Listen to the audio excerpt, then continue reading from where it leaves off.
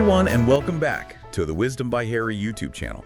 My name is Harry. And I'm Mary. We're so excited to have you here today for another fascinating episode. Today we're diving deep into something pretty intense, the U.S.-China trade war. But here's the thing. It's not as simple as it might seem on the surface. We've been digging into some seriously insightful reporting, and, well, let's just say China's strategy has gone through a major transformation, especially compared to how they handled things in round one. Yeah, it's actually pretty remarkable how prepared they are this time around. Almost like they've spent the last few years dissecting the playbook and building up a whole arsenal of countermeasures. So to catch everyone up, the U.S. has been hitting China with some pretty heavy tariffs, like a 20% increase on top of what was already in place from the last trade war. You'd think they'd be freaking out, right? Not a chance. Remember all those panicked reactions from the first time around? This time, it's completely different. They've got this, I love this term, a toolkit of responses.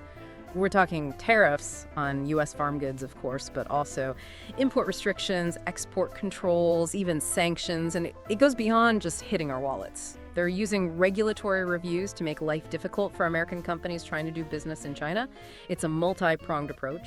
Whoa, it's like they're playing 3D chess while everyone else is stuck with checkers. So what's the end game here? Is it just about retaliation? Like, you hit us, we hit you back? Oh, it's way more sophisticated than that. These measures are strategically designed to apply pressure on very specific parts of the U.S. economy. They're targeting industries and businesses that carry a lot of political weight, hoping to create enough economic pain to translate into political pressure. It's a clever strategy. So economic pressure with a side of political maneuvering. Got it. And we've actually already seen them put this toolkit to use recently, haven't we? The U.S. recently doubled down on tariffs on Chinese goods. What happened then? That's where things get really interesting. The U.S. basically raised the stakes, and China didn't even flinch. They immediately retaliated, targeting American farm products, which, as you know, is a huge blow to certain states in the U.S. Then they went and suspended U.S. lumber imports and blacklisted 15 American companies. It was swift, targeted, and sent a crystal clear message. Yeah, they definitely weren't messing around. But the article we're looking at also mentioned that China showed some restraint in their response. That seems a little counterintuitive, right? If they're trying to project strength, why not go all out? Well, it's a delicate balance. They want to demonstrate they have the firepower and the will to use it, but they're also signaling that they're not interested in starting an all-out economic war. It's like saying, we're open to negotiations, but we're not backing down, you know? Right. And that's where the contrast with how Canada and Mexico reacted is so striking. Their leaders were practically begging the U.S. to reconsider those tariffs. Meanwhile, China's president hasn't even bothered to engage directly. What's the strategy there? Pure and simple, it's a power move.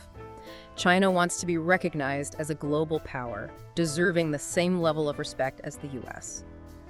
Appearing desperate or pleading for mercy would totally undermine that image. In this case, silence speaks volumes. It projects strength and confidence. So it's about maintaining that image of strength, even when things heat up.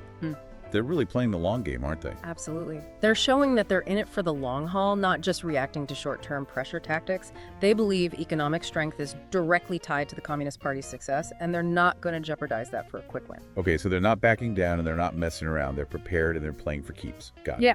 But are they bluffing? Can they really withstand the pressure? I mean, the U.S. economy is still a powerhouse.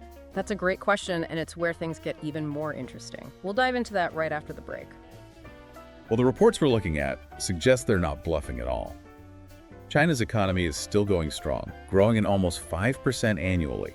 So they're not exactly on the ropes economically. So they're not just putting on a brave face. They've actually got the economic muscle to back it up. Exactly, and here's the thing. Over the last few years, they've been quietly diversifying their trade partners. They're not nearly as reliant on the U.S. market as they used to be. It's like they learned their lesson from the first trade war and built in some economic shock absorbers. Wow, so they're playing it cool, playing it smart.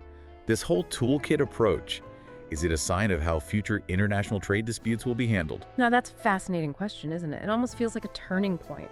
Will other countries take note and start building up their own economic arsenals? Will those desperate pleas become a thing of the past and strategic maneuvering the new norm? Yep, it feels like the old playbook might be totally outdated. Speaking of which, what about the U.S. side of all this? If China's not playing by the old rules, how does the U.S. respond? Well, that's the multi-billion-dollar question, isn't it? Those old tactics of just applying economic pressure might not be as effective anymore. China is less vulnerable now and a lot more willing to push back. So what do they do? Throw out the playbook and start over? It's not going to be easy, that's for sure. They'll have to adapt, come up with new strategies, and maybe even rethink some fundamental assumptions about dealing with China on the economic front. It's bigger than just tariffs. It's about reevaluating the whole approach to global trade in a world where China is a major player. It's like we're watching a shift in the global power balance happening right before our eyes. And China is right at the center of it all. Exactly, and they're not just reacting anymore. They're actively shaping the game. The world, and especially the U.S., needs to be paying very close attention. Okay, so we've talked a lot about China's strategy, how it's changed, and what it might mean for the U.S. But let's bring it back to our listeners for a second. What's the key takeaway here? What should they be thinking about after this deep dive? I think the biggest takeaway is that we're moving into a much more multipolar world. Power isn't concentrated in one place anymore. Countries like China are becoming more assertive, more willing to flex their economic muscles to get what they want. So it's not the old U.S. calls the shots and everyone else falls in line scenario anymore. Not even close. The game has changed. The players are adapting. And as we've seen with China's new approach, the ones who adapt the best will probably thrive in this new environment. And those who cling to outdated strategies might find themselves falling behind. It's exciting, it's a little unsettling, but it's definitely not boring. I completely agree. It's a dynamic time to be watching how global economics and geopolitics play out.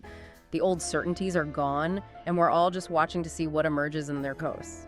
All right, so we've covered a lot of ground here, from the specifics of China's tactics to the broader implications for global trade and power dynamics. But before we wrap things up, I want to go back to something the report highlighted. It mentioned how China's been diversifying its trade partners, becoming less reliant on the U.S. market. Oh, that's a crucial point. It shows they're thinking long term. They're not putting all their eggs in one basket, They're building relationships, creating options, which ultimately gives them more leverage in these kinds of situations. So it's not just about withstanding pressure from the U.S., it's about creating a world where they're less susceptible to it in the first place. Pretty smart, huh?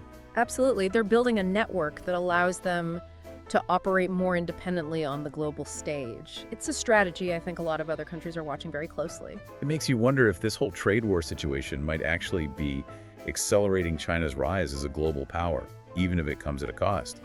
Kind of ironic, isn't it? It is fascinating. Sometimes adversity can be a catalyst for growth and innovation. And in this case, China seems to be using these challenges to solidify its position in the world. It's making them stronger. So while the U.S. might be trying to contain China's rise, their actions could be having the opposite effect. It's almost like a self-fulfilling prophecy. Yeah, it really does make you think. It speaks to the complexity of the global economy and how unpredictable the consequences of actions can be. It feels like we're watching a major shift in the global balance of power unfolding right in front of us, and China's right there in the thick of it, writing a new set of rules. Absolutely, and the pace of change is incredible. The world is transforming, and this trade war is just one piece of that larger puzzle. So to wrap things up, I want to leave our listeners with something to really chew on.